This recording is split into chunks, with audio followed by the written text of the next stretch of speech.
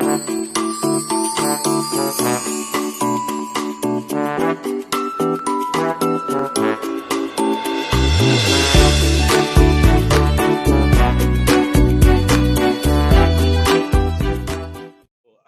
everybody. This is Leo Brady here with AMovieGuy.com. I am here with the fantastic Radha Mitchell, star actor of her new film coming out this week called Asking for It. Thanks for being with me here today, Radha. Pleasure to be here. Yeah, I appreciate it. Yeah, so I've been doing my homework a little bit on you, and you're kind of a little bit of an enigma. You do a very good job of keeping sort of a little bit of your personal life a little bit more hidden, but I do know that I like to start from the beginning a little bit, where your mom was a fashion designer and a model. And I think I read a little bit that your dad was a little bit of like, he was into acting and into directing. So, but for you, where does the path for becoming an actor start? Where did you get that bug? And when did you sort of realize that this is what I want to do?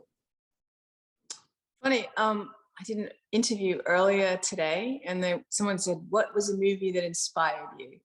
Yeah. And it was a pre-interview question, and it was early in the morning. And I was like, I don't know, Bugsy Malone, which is a movie I haven't thought of in years, you know? And then the publicist wrote back and said, no, Bugsy, no, another one.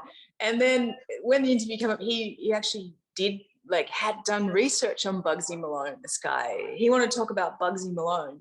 Yeah. And after mentioning Bugsy Malone this morning, I was like, Bugsy Malone, yeah. So I had a quick look online, and I realized that, what's her name, was the star of it. Oh God, she's an amazing actress. Jodie Foster? Jodie Foster is the star of Bugsy Malone, and she's like 10 years old or something. And then the director was the guy that directed like Pink Floyd, The Wall, like all this cool stuff. Yeah. And I really have not thought about Bugsy Malone since I was 10 or something, or however old I was. Yeah. But what happened was I had a modeling agent when I was a kid, because my mom was the model, and I did an ad for like some toy, like Fisher Price camera or something. I can't remember what it was, but I got to wear the red dress and have the feather boa and lipstick. And I was like a Bugsy Malone type character in the ad. Yeah. And I think that was really the key inspiration why I wanted to be an actress, because it was so much fun. Yeah. And we got to be adults, and it was play, but it was glamorous. I mean, all very childish motivations actually led me to this career and this path and this interview this afternoon. Yeah. Well, that's kind of an awesome answer, because it's like, and it's honest, because I think we all kind of have our moments where we start like that as kids, wanting to grow up and be in the spotlight a little bit. I look at your career and I see that one of your bigger starts as an actor was on the Australian soap opera Neighbours. Yes. Which I don't know if you know, but Neighbours is finishing this year after like 100 years of being on television. That's crazy, because like Shocking. Because it looks like it's the Australian like pipeline. I look at the actors that have been on the show. It's you, it's Margot Robbie, it's Guy Pearce. Russell Crowe, I think, did a stint on Neighbours. Like everybody. And Luke Hemsworth was one of the more recent guys that I've seen. Like it's just like so. Can you why is Neighbours that? Or like, what is it like to just sort of, did that feel like a big break, I guess, for you? No, it felt like a compromise, to be honest. But it was an education. And actually, no, I did Neighbours twice as two different characters. Yes, yeah. And the first time was a break. It felt like, I can't get to be on Neighbours, and everyone in Australia is going to see this. And I think me and most of my scenes were with this other actor, and his character, he knew was maybe going to get axed from the show. He wasn't sure. Yeah. And so I was fresh to the show. So we rehearsed our scenes. Nobody in Neighbours rehearses the scenes. They just like get the lines and say them. But we were rehearsing and whatever. Yeah. I think he still got axed, unfortunately. But we had fun. And then I got invited back to play another character. And at this point, I wasn't so excited about it, but it was for a limited time and I had option to leave if I wanted. And I then used that sort of financial opportunity to come to the US. So it was great. It like helped me make that transition. And I think in the same way it's helped a lot of people. It gives them an education. It gives you, in a country where at the time there wasn't a lot of work, opportunity to act and a real sense of the discipline of it. As much as they say people don't bother learning their lines, we did. And you get your teeth into it. So yeah. Well, and then you finally sort of kind of hit a big note with an independent film called High Art. And I want to read to you a quote from Roger Ebert's review of it. He said, Radha Mitchell is successful at suggesting the interaction of several motives: love, lust, curiosity, ambition, and admiration, end quote. I mean, like, so that's sort of like, that is High Art your big is that sort of the first movie where you're like, okay, I can do this and I can be really good at it too? I was questioning that for a long time. I think that was more like, oh, I'm acting with Americans. I'm in America. Yeah. Everybody looks really cool. It kind of looked like a fashion campaign, just the reading of that. I don't know, everyone was so hip. We were in Williamsburg and it was like when hipsters were really hip. So that was an interesting vibe for someone from Australia who was basically in a suitcase, and a real kind of flavor of America, all the stuff that I thought was interesting. So what's the question? Was that a big break? Yeah, it was a big break.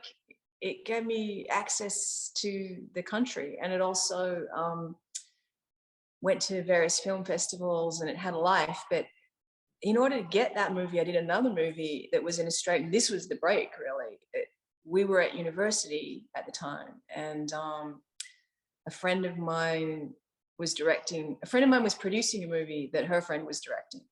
And we were all like 20 something. And the movie's somebody's dad paid for, like, a significant amount for a dad, like $40,000, but not much for the budget of a film. Right. And then the movie went to Cannes Film Festival and got sold for $1 million. So everybody was happy. And the Australian government sent 3 of us over there and paid for our trip because we had no money, we were students. But that's where I met my manager, and like that was, I guess, the break. But that was the beginning of the adventure. But then the first American movie was High Art, and I was lucky to work with a really talented director. And also in reflection, although I wasn't cognizant of it at the time, to work with a female crew, female director, and no men on set except for the actors. So unusual, which brings us to this movie today. That's true. Yeah, that's an interesting. Well, and I was going to say too, so after that, you kind of get your foot into the door. You had by far, somebody could argue you had the best 2004 ever. You're in Man on Fire, Woody Allen's Melinda and Melinda, and you're in Finding Neverland. That was good. I was breaking up with someone, and I think it gave me a bit of headspace to kind of do career stuff. Because before, it's always hard to like balance the balancing act of all this stuff. But at that time, I was like free to do whatever. Well, and you're starting to work with better, some would say better directors, more well-known directors. Great directors. Yeah. Some would say. For those movies specifically, you could even go back to Phone Booth with Joel Schumacher. Were you starting to sort of see, all right, these are the directors I like to work with, and these are the directors I don't like to work with, or learning to have a rapport with the person who's sort of making the movies that you're in? Well, Finding Neverland, I was working with a friend because we had made a movie already. Actually, his first movie, we were going to direct it in my house at the time. Yeah, Mark Forster, right? Yeah, so there was already a rapport there, and I think people kind of find each other as they do. And then he included me in the next project, which was really nice of him, and that was a great film. Um, the Woody Allen thing, that was a kind of unusual circumstance. I didn't want to play the character they offered me, and then they came back and offered me the other character, which I think there was space for because it was originally offered to Winona Ryder, but she was unfinanceable, uninsurable at the time. She was going through some episode. Right. And they had wanted to hire another actor who was also uninsurable, but like amazing. Anyway, they ended up with me and Will Ferrell. So that was just like kismet and like whatever. The stars aligned for that. But an unusual way that it happened that way. So it ended up getting a phone call from the director saying, do you want to come and play? And I was like, I thought it was a prank at the time because I didn't know he had my number. But in any case, that was that one. Yeah. And then Tony Scott, I guess I've always been a fan of his work. So that was, that was odd the way that turned out. That was great. Yeah, I mean, you're working next to Denzel and, you know, in scenes, and it's kind of like, all right, I'm glad to put that feather in my cap, right? I mean, that was, aside from that, the experience of it was really amazing. So it was just a really cool experience. Yeah, well, and of course, I do want to get into asking for it. We're going to talk about that a lot. But I do want to ask you about Silent Hill. I think I would be a fool to not talk to you about Silent Hill, which is an awesome movie today, and was not. I think it was received well in the box office, but not received well by really anybody. But that's a movie that has found a new audience today. Do you love it when that happens to a movie that you've made, or do you wish that like right out the gate it had this massive critical appeal, or how do you look back? I mean, that one I was satisfied with. It opened like #1 in the country at the time. So what else do you? I mean, it was like a movie about a video game. Right. So that turned out great in that respect. The critics weren't lauding it. No one was expecting that. But actually, we did think we were doing something original and cool. Yeah. And maybe people that could recognize that did at the time, and others that might not have had that can see it in hindsight. But visually, the movie is stunning. Right. And I think it sort of stands outside of time. It's not going to be dated because it's its own. It's like a painting. It's like a Bosch painting, really. It never had a plot. No one expected that. If you wanted a plot, it was like disappointing. But if you're interested in this idea of a nightmare and a headspace that you can kind of get lost in, that's sort of what the movie presented, I guess. Well, and I think it's kind of an interesting movie to connect to your recent film, Asking for It, because your character, Sal, right? Am I correct?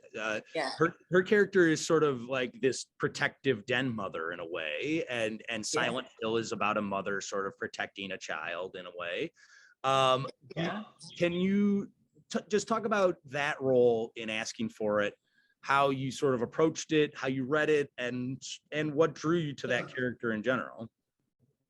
Well, I actually didn't have a lot of time to approach it. I was shooting, it was just really also an interesting time. I was in Texas making a movie with a bunch of Republicans, but like super Republicans. Yeah. And it was a movie about a high school shooting, but it wasn't necessarily an anti-gun anthem. I read it one way, but then I realized, oh no, it's like not. So it was educational for me to be in a red state surrounded by people who had maybe ideas I didn't share, but I got a real sense of why they did have these ideas. And it was a strangely political movie in its own right. And it ended up going to Venice Film Festival, which was sort of unexpected. But I shouldn't say that, but it was. And then this movie they offered me, whilst I was playing the mom again in that, but like this sort of coffee sipping mom who like makes cakes at home that has chemo, like whatever, the tragic, something going on with this mom. But she's like a guiding spirit in the story. But very like enrolled to the gender kind of very traditionally. So then this other thing came along and I was like, oh, this is like fun. This is fun. And I was like, fun. And then they're like, do you want to do it like tomorrow? And I was like, oh shit. Okay. So I was like, she's got to have an accent. I'm like, how am I going to do this? So I was thinking because it felt like all these characters were a little bit bigger than, bigger than the world we're in. And what was my version of trying to figure that out very, very quickly was like, Sarah Connor, Holly Hunter. I was just thinking about actresses and performances that I'd seen. Not trying to like rip anyone off, but like quickly put something together. But so inspiration, yeah, great performance. I mean, I always loved Holly Hunter in in Everything, but in the thing she did with Jane Campion, that TV series where she's the cult leader, right, such an unusual character, just unusual in the sense that you don't get to see these characters a lot, rarely. So I loved her in that, and then so I arrived on set, and obviously the thing was in motion, and all the girls were like super sassy, and they were like in a particular headspace, which was fantastic because they were in their role, in their characters. Yeah. And the set itself was like very like, it was very, it wasn't like super structured, but it was very free and full of all different kinds of people. There was like a lot of transgender people, like all different kinds of people. And that was educational in itself, like quickly catching up to contemporary ideas about individuality and identity. Yeah. And then quickly figuring out like how to kind of, be the leader of this group of wild women without like having egg all over my face. Right. And it ended up being really fun. And they were like, I thought they did a great job, and it was really cool to have this sense of emancipation, I guess. And I think audience members, particularly women, are going to, it's kind of a guilty pleasure to see a woman beat up a guy, I have to say. Not that I endorse violence, but I think we're just so used to seeing women getting beaten up and hearing about it, and we're all so upset about it that maybe women can do the same thing. Not that, maybe women can be much more empowered than they believe themselves to be, and maybe men can respect that. And I think the movie certainly turns the lens and creates a different reality for us to reflect on. Yeah, that's awesome. Well, I just want to ask you one more question before you go. Sort of what I love about your career, when I look down your list of films, there's really, you're not like, I'm going to stick to sci-fi. You've already done that with Pitch Black. You're not like, I'm going to stick to horror. You've done a giant alligator movie, attacking alligator movie before. You're really, it's not that you're not, I don't want it to sound like I'm backhanding something, but you basically kind of let your career go where it takes you, and you kind of you jump all into the roles that you take. Is there sort of, is there a process for you where it comes to like, I'm just going to give my best effort possible, no matter what the subject matter, or no matter, what the question is? Well, I mean, I think the question is this adding to the conversation? Yeah. Otherwise, why are we doing it? And there's so many different ways to look at experience. There's so many different points of view, and there's so many stories, and a lot of them are repetitive. So if you're like opening up something, then it's interesting. I guess it's just got to be interesting. It can't be the same thing constantly, but it's got to be interesting, and taking the story to the next place in some regard. If it's visual, is it the writing? Is it political? That'd be. I mean, I did a film recently in Australia where I got to like dive into the ocean, and I was always afraid of like going deep, and we were like free diving. And the story, it's very rare that you find a piece that reflects how you feel about the world and teaches you things about, like, I mean, for me, it was just an amazing education about the ocean. And really I felt very aligned with the whole experience, and that's very rare. But there's always, if you can find at least something that excites you, then it's worth doing, I guess. But if I try to avoid things that seem stale. Awesome. Maybe that's it. Yeah, and it shows in great work that you do. Well, Radha Mitchell, thank you so much for joining me. I really appreciate it. Hopefully everybody gets out to see Asking for It this weekend in theaters and on demand. And I appreciate you taking the time to talk with me today. Great talking to you. Okay, thanks. Thank you. Bye-bye. Bye.